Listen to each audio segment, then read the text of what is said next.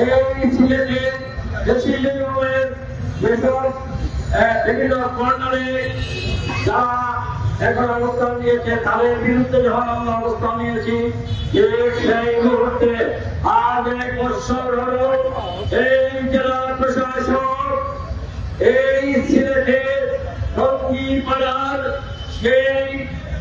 24 সালের নির্বাচনের সহকারী রিটার্নিং অফিসার যে আমাদের প্রত্যেকটি রাজনৈতিক দলের উপর নির্যাতন নিষ্পেষণ চালিয়েছিল সেই উনি বহাল তবিয়তে রেখেছেন। এই পূর্ণভূমি সিলেটে আমি আজকে মাত্র কয়েক ঘন্টার নোটিশে আমরা আজকে শুধুমাত্র আমাদের প্রতিনিধিদের আজকের বিষয়ে আমাদের এখানে উপস্থিত হয়েছি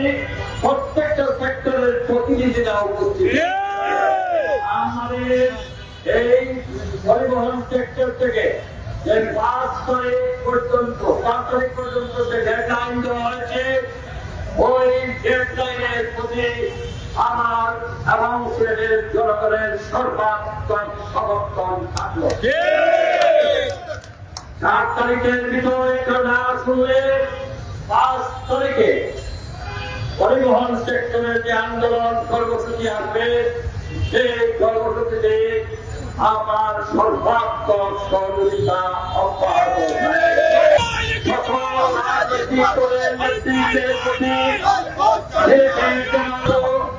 আপনাদের প্রতিনিধি হিসাবে আমি আজকে শ্রমিকদের পক্ষ থেকে ব্যবসায়ীদের পক্ষ থেকে আমার জনগণের পক্ষ থেকে সকল রাজনৈতিক দলের নেতৃবৃন্দকে আগামী 5 তারিখের আগে